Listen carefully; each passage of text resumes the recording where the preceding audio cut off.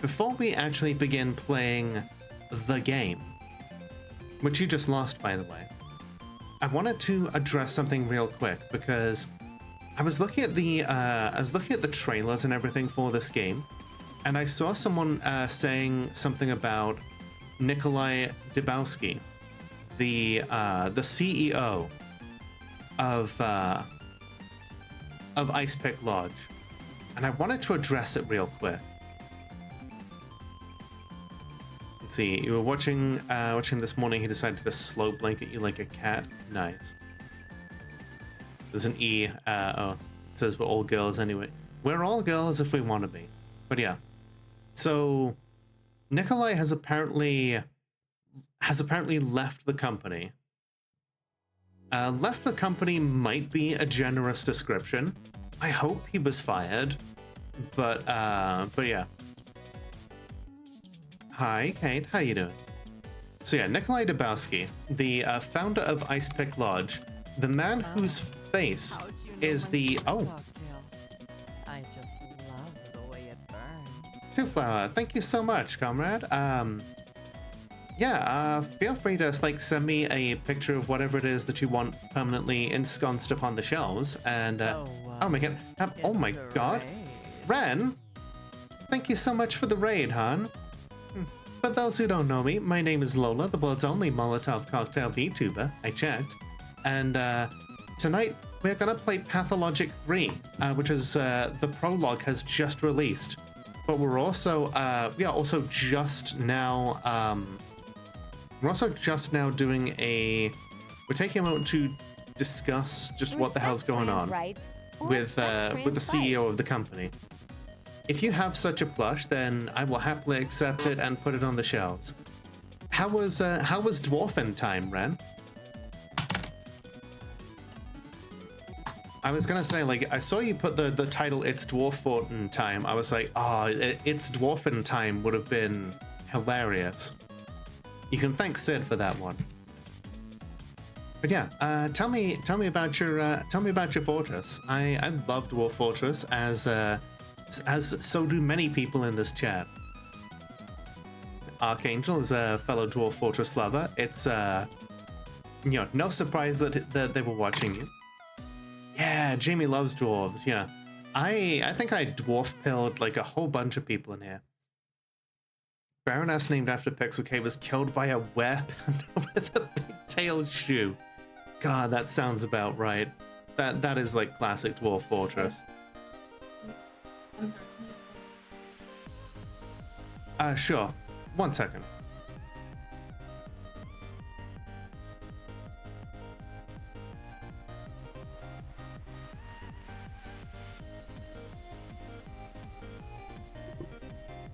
Cool. Never heard of Dwarf Fortress here, especially not making a bar named after this queen. No. Glad you're here, Ari. Lola indoctrinates for the minds. I do. There were so many people who've gotten into Dwarf Fortress because of me, and I don't regret it. I've had so many adventures. Oh, that sucks, Ren. I'm so sorry. Hey, hopefully, if there's anything that particularly fucked up, at least you can go back and fix it, right? But yeah, people must hear tales of cats getting drunk via their paws. Yes. Cats getting alcohol poisoning because of two different bugs that not bugs, new features that got introduced at the same time. Tavern keepers and dwarves spilling their booze when they get drunk. And the ability for cats to lick their paws to clean them. And because they lick their paws, they basically got an entire dosage of alcohol all at once because there was no way to scale down the dosage for booze. And, cats only have tiny bodies compared to dwarves. And so they were just dying of alcohol poisoning. Oh, that sucks. It's kind of the risk that they run when they're following your grand designs. I hope you're able to replace them. Oh man, that's rough. Yeah, the puppy fountain.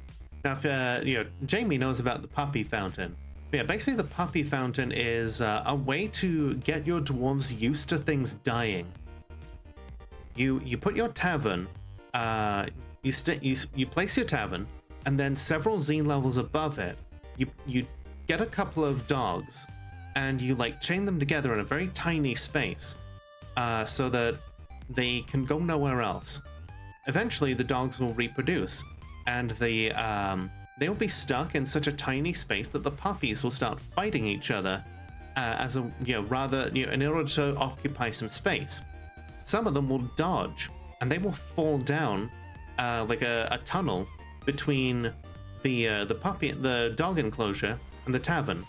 And when the puppies hit the floor, they explode all over where the dwarves are eating and drinking. The dwarves will see the puppies exploding and initially be horrified, but eventually they get used to the idea of puppies exploding, and they no longer feel any trauma from seeing the puppies exploding. People figured out that it was, if you give dwarves enough trauma, eventually they just become numb to the falling puppies. I hate that so much.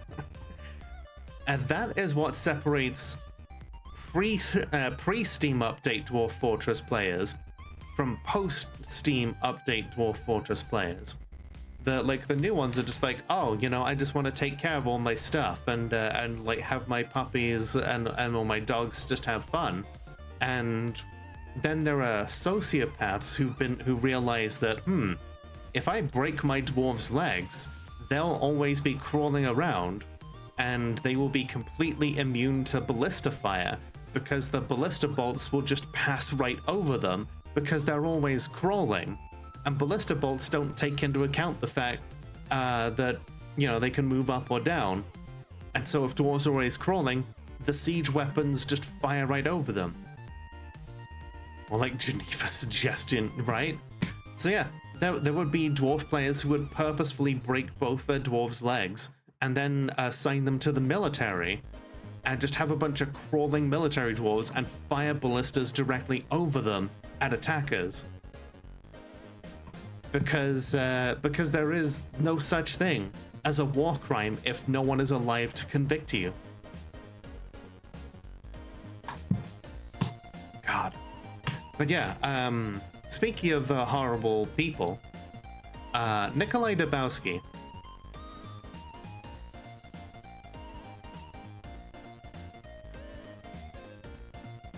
Also, he looks like this.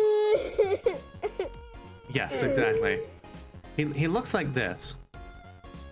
This is the man who the Bachelor's face was initially styled after. I don't know, or either the Haruspecs or like various members of Icepick Lodge like put their faces in the game. But yeah, he is. This is the face of a bad man.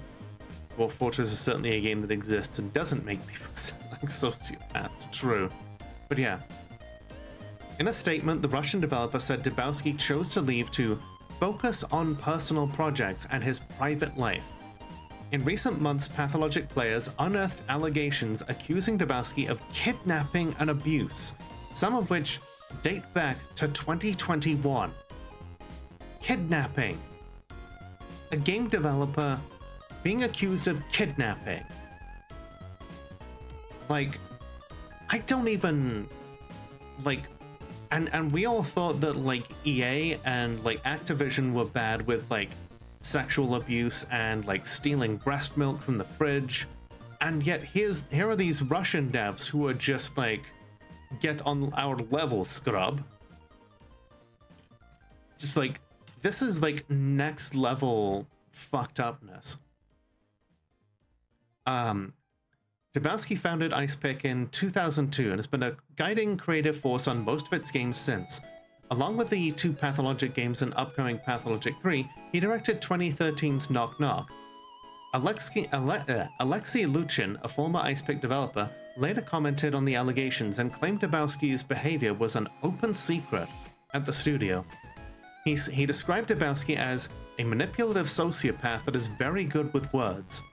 I believe the best path for Nikolay would be to leave Icepick to not tarnish their reputation with his own fuck-ups, wrote Lucien months ago, and leave the studio to work as is. According to icepick, Dybowski's responsibilities have been reassigned to different team leads over the past few months.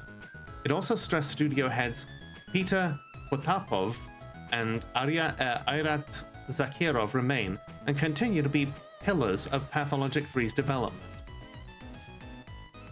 So, let's see. This is from Reset Era, like a forum. I use the word accused here because this does not seem like it goes through courts. Seems this has been buried under the new under the news regarding Pathologic 3's release. Okay, so these are like translated Twitter threads. I don't like to use Twitter anymore. But, okay. On the 7th of December, Nikolay kidnapped our son, Yuri. A day later, me and my dad managed to get him back at the price of me getting a light concussion and my dad spending a week at the hospital.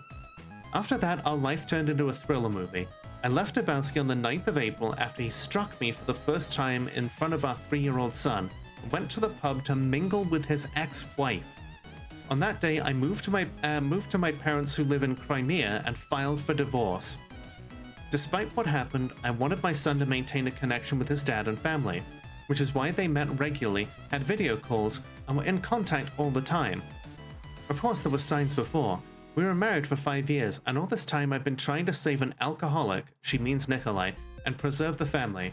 After our son was born, I was left alone with 2 children, a newborn and a guy with a bottle.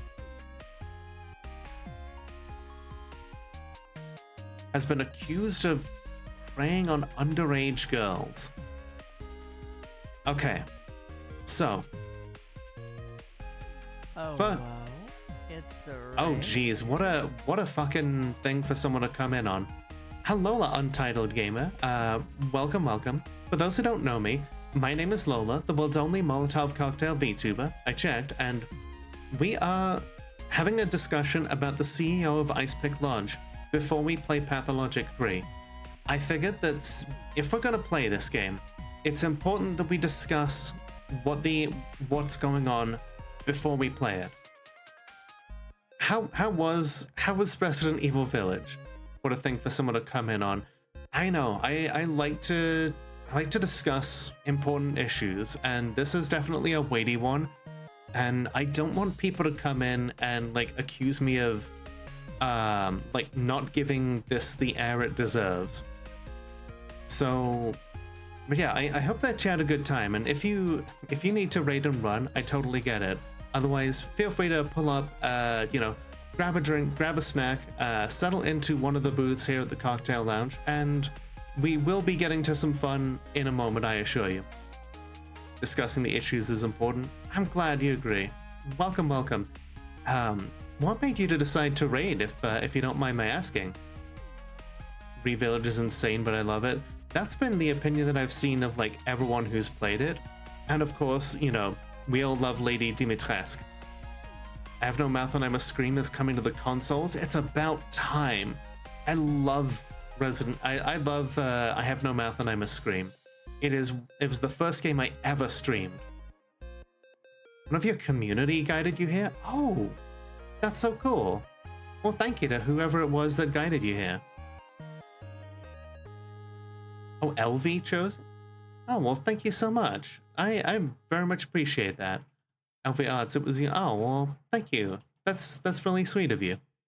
All right, so yes, time to put your mother-in-law from in your inventory on the console. Yes.